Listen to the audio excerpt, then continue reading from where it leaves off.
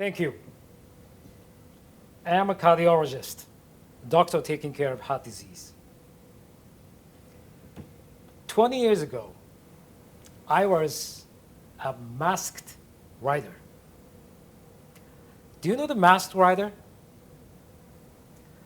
The masked rider is a legendary Japanese hero like Spider-Man or Superman, so to speak. Am I kidding you? No, I'm serious. I have a son and a daughter. When they were little, we used to play together, playing soccer, basketball, football at the playgrounds, playing chess at home, reading books. Lovely. But at the same time, I was a busy cardiologist. I was on call. I was on duty 24 hours, 7 days, every day. No skips. No Thanksgivings, no Christmas holidays, no New Year's holidays. I was often called from a hospital. Brrr. Hello? Dr. Kawamura, we need you right now. We have a patient with a heart attack. He's in shock. I gotta go. I talked to my children. They replied, "Come on, Dad. Why? Are you leaving us alone?" Actually, they cried. I felt terribly sorry for them. I felt guilty and talked to them. Listen, honey, this is a top secret. I never told you before. I am a masked rider. I gotta go save people from monsters. Then, the sad faces suddenly turned into golden smile. "Hey, Dad, are you sure? Are you a masked rider? Wonderful. We're proud of you. Go beat the monsters." Since that day, I became a hero for my children. You will derive immense joy and satisfaction in helping others in their moments of crisis. It is indeed rewarding. But at the same time, you will also appreciate the costs of this profession, sacrifices you make. That is altruism. Giving others without regard to yourself. The masked rider is a perfect example of altruism. He battles evils and risks his life, not for payment, but because it's just the right thing to do. When I was a masked rider, I felt exactly the same. One other thing masked rider and I did share was we were both paid zero. Nevertheless, I was simply happy to help people and help my junior doctors. Nowadays, however, the masked rider in the field of medicine is under threat. The biggest threat is the medical litigation. This slide shows the changes in the number of legal actions against a physician in Japan. I started my career in 1994, so I grew up in this upward trend. I still remember my residency. My senior doctor used to tell me, "Akio, even if you make mistakes, don't apologize to your patients. Never say, 'I'm sorry.'" I just didn't get what he's saying. So I asked him, "Sir, may I ask what you meaning?" He said, "Akio, if you say 'I'm sorry,' that means you admit your mistakes. And that means you will lose in a lawsuit."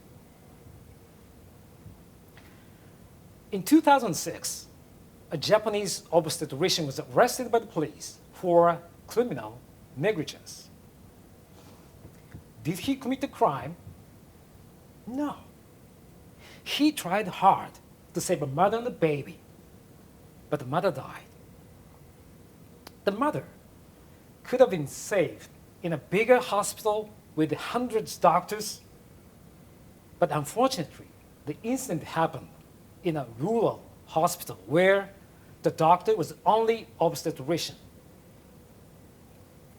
Talking about myself, I have never been sued, but I've been simply lucky because I had so many close calls. Now, doctors face a substantial risk of being sued. According to a recent poll, 10% of Japanese doctors have experience of malpractice litigation. I don't mean to warn you, my young fellows. If you look at the United States, 24% of surgeons are sued in their career, and they're paying $30,000 for malpractice insurance.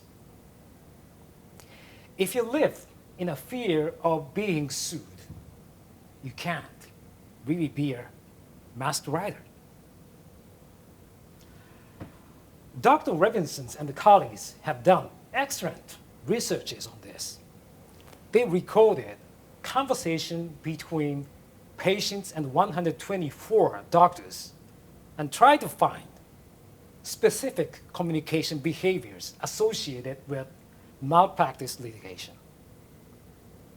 And they found striking differences between doctors who had been sued and who had never. Doctors who had never been sued, they were more likely to be sociable and have gentle tones in their voices and spend longer time with their patients. But the difference was only 3 minutes longer. I am doing operations called cardiac catheterization. Sometimes they're risky and challenging, and sometimes they are not perfect. Interesting. When my patients went home, they often told me, Dr. Kawamura, thank you very much for everything. You did. Perfect job. Even though my operation was not perfect, I felt. On the other hand, when I felt my operation was perfect, unexpectedly, they complained. Why does this happen? When I felt my operation was not perfect, I went to see my patients often and did my best effort to foster good relationship with them. But when I felt I did splendid job, probably I didn't pay much attention to my patients, and I slacked off. So if you have good relationship with your patients, they are unlikely to complain, they are unlikely to sue you. But if you have no relationship, they will be less forgiving. When I was working in a university hospital 10 years ago, I had 60 patients for 4 hours. Crazy. I could spend just a couple minutes for each patient. My patients were not happy. I wasn't happy either. I was exhausted. I couldn't stand anymore. I almost burned out. As time went by, I nearly lost the happiness and the satisfaction which comes with this profession. I have an old friend. He's an American. He's in 60s. 12 years ago, he was brought to my hospital by ambulance. He had a heart attack. I fixed his artery immediately, and he made the phenomenal recovery from the edge of the death. But I just did what I got to do. Recently, he sent me an email. I was surprised. He still believes I am his mask writer. Our profession is special. Patients are willing to disclose us their secret, personal information. They're willing to get undressed in front of us. They let us perform dangerous procedures which could possibly do harm. By trusting us, they stake their lives. They make our profession special by saying, "Thank you, doctors." And it is my patients who make it possible for me to be a mask writer. Now, what can we do to make the doctor-patient relationship better and special? I believe there are three things which are important. Number one, communication. When I was a cardiology fellow in a beautiful town, Massachusetts, United States, I used to see patients in outpatient clinic. I could spend as long as 30 minutes or more for each patient. It's really fun talking with them. We talked over their family, where they lived, the Boston Red Sox game the day before, the story when my patient was a U.S. Marine in Okinawa. It's fun. And we were able to become friends easily. And second, the tone of your voice and the smile on your face. If your patients find you comfortable, nice and gentle, they will get much happier. Young doctors,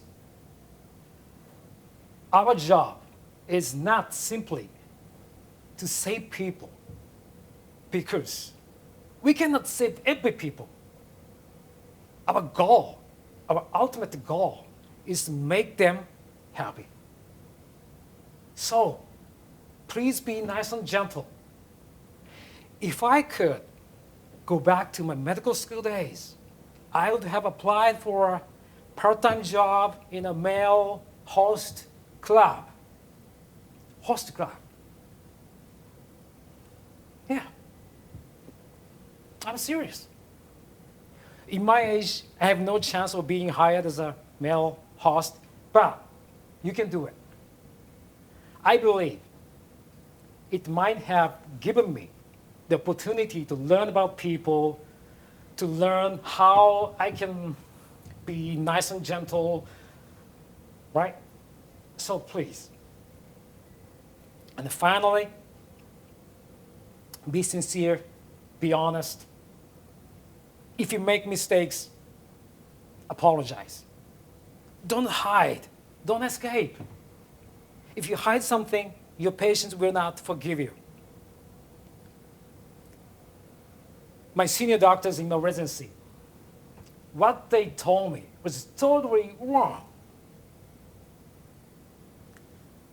My young doctors, my future young doctors, please learn about people, love your friends, people around you. I don't believe medical school curriculum is the best format to learn all about these, all about people. Okay? You're still young.